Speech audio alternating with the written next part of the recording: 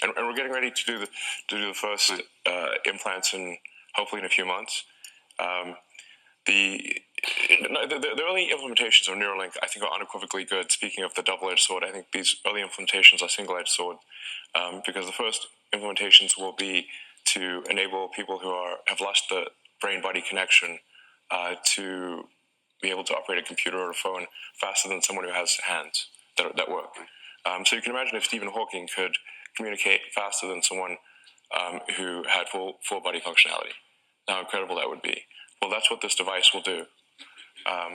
And we should have proof of that in a human, hopefully in a few months. It already works in monkeys and worked quite well with monkeys that can play video games just by thinking. So then the next application after the sort of those, dealing with tetraplegics and quadriplegics is going to be vision. Vision is the next thing. So it's like if somebody has lost both eyes, or the optic nerve has failed, basically where they have no possibility of having sort of some ocular correction, that will be the next thing for Neuralink, is a direct vision interface. And in fact, then you could be like Geordi LaForge from Star Trek. You could see in like any frequency, actually. You could see in radar if you want. Welcome to the Crypto Teacher. And I come back with that video just to make you think. Don't forget to like and subscribe to the channel. And if you're not a part of the Patrons, make sure you're hitting the Cash App. And we have Elon Musk taking to Twitter saying that the first patient now has a Neuralink. And you see no one in outrage, do you guys? And we know the bots are definitely supporting this. And it doesn't matter whether it's Neuralink, Starlinks, drivable cars, the robots Elon talks about, everybody cheers them on.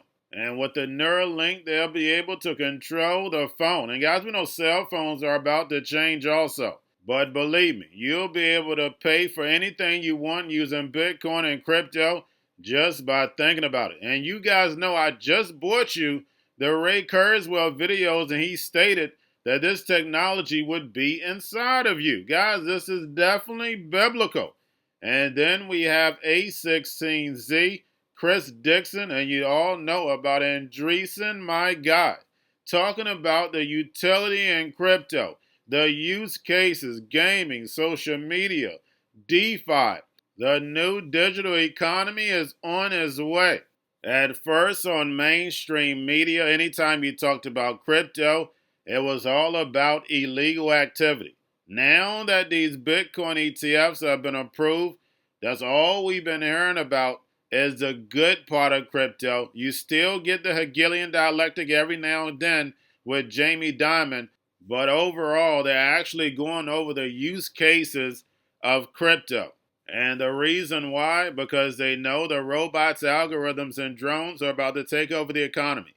Pay each other with crypto, and the sheep go inside the metaverse. I know it sounds like a movie, but remember, your life is an illusion, and TV is your reality. And remember, the Crypto Teacher told you, because he knows when it comes to the NWO, it's all planned out. You have a wonderful day. A million questions I have, and I want to get to the book and talk about the book. But before we hit the book, I just want to understand, I think we're all trying to understand what's just happened with the SEC and this Bitcoin ETF and what it means, not just for Bitcoin, but potentially for the Solanas of the world and everything else. Yeah.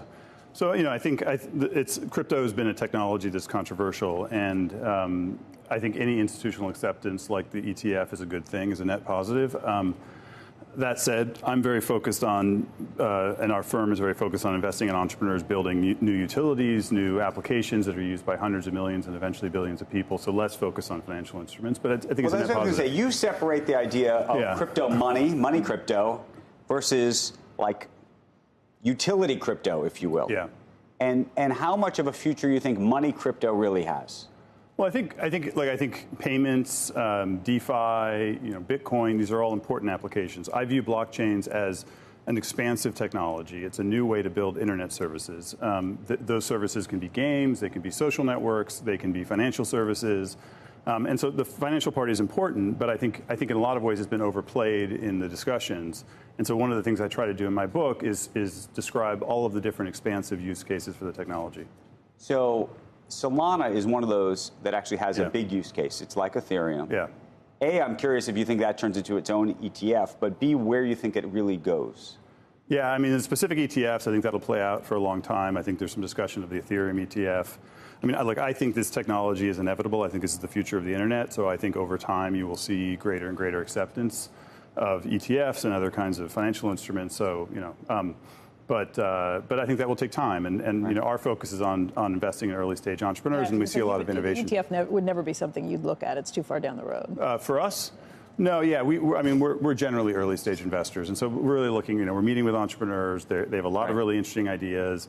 We think this is a really interesting new technology for building new internet services, and so that's kind of our focus. But can I ask you, talking about investing in early entrepreneurs and different ideas that are coming out of crypto. One big idea, or seemed like a big idea, was NFTs. You own OpenSea. Yeah. There, it was the hottest thing in the world. Everybody wanted to get themselves a chimp, a monkey, if you remember. And now nobody wants a chimp or a monkey. Maybe you think that they do. What happens to that, this idea of tokenizing art? Yeah.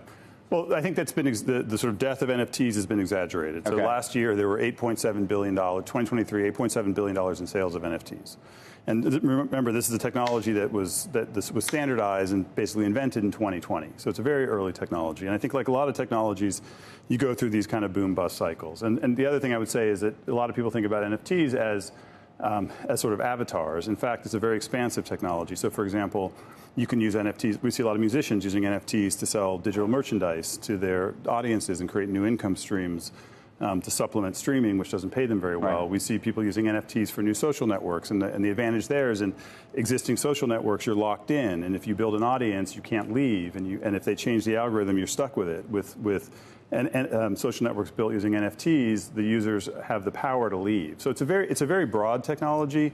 I think we've only scratched the surface, and I think it's got a long way to go, and we're very excited about it. Going to a different economy, and we're going to be learning more about that as we go. But clearly, we're learning that things can be done from remote locations. We're learning that technology can replace people even more than we thought.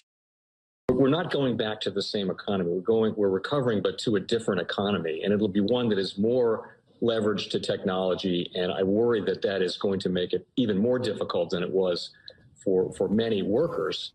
In Silicon Valley, and my friends who work in technology know that what we did to the manufacturing workers, we are now going to do to the retail workers, the call center workers, the fast food workers, the truck drivers, and then even bookkeepers, accountants, insurance agents, lawyers, and on through the economy.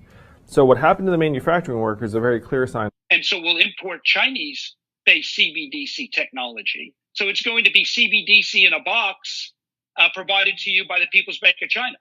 But every stock, every bond, every currency, every commodity, every piece of art, every private business, every piece of real estate will eventually be a token on a blockchain, an entry on a ledger, permanent and immutable.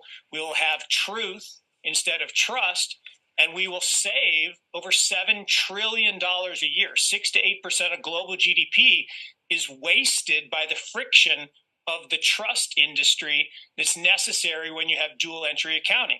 With triple entry accounting, which is what a blockchain is, we get rid of all of that friction. It's a beautiful future.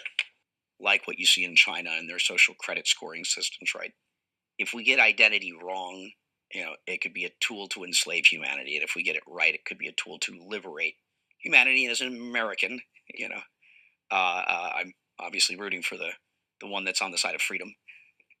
Bitcoin is an international asset. And also, I do believe the role of crypto is, it's digitizing gold. I actually believe this technology is going to be very important. Look at it. We have been part of a huge revolution in investing through ETFs. We believe that ETFs will be changing the whole way we invest.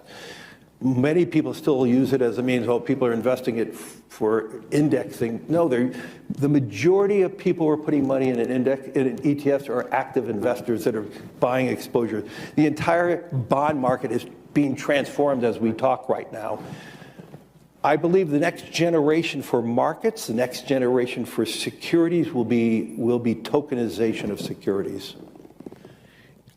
We will, and if we can have that distributed ledger that we know every beneficial owner, every beneficial seller, we all have our code of who's buying, who's selling, instantaneous settlement. And think about it, it changes the whole ecosystem. Chinese bank ICBC has been hit by a ransomware attack, and the U.S. Treasury market, as a result of that, has been disrupted. This, according to the Financial Times. We're getting at more right now with Bloomberg's Shonali Bassick. Shonali, what do we know? Listen, we have the Financial Times now reporting that ICBC, one of China's largest banks here, was hit with a ransomware attack.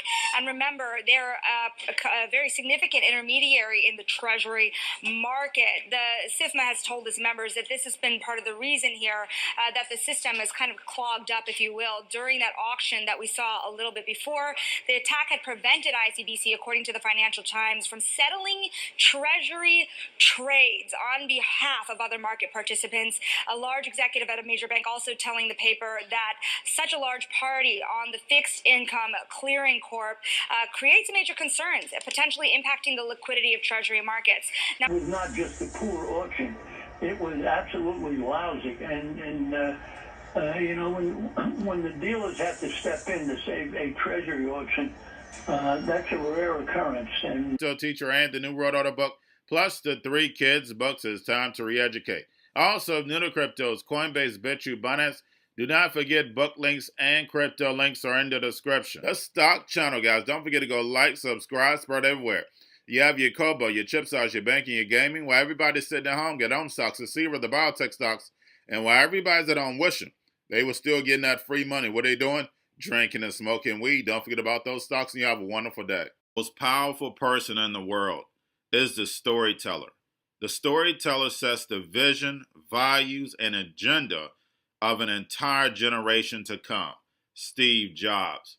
And guys, you know I truly believe in this. When you look at the New World Order, they're the storytellers. And that's the reason why I wrote my New World Order book.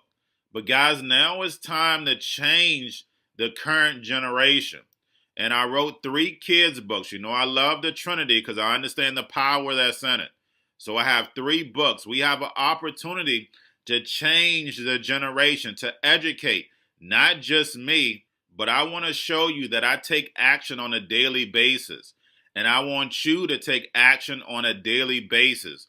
Whether it's your job, whether it's in your community, we have an opportunity right now to educate the masses. I posted this on my Twitter account. Please share, but this is a short clip of the 3 books. There's going to be a clothing line and action figures. Please get these books for your kids, nephews, cousins, friends, so therefore we can start the re-education now.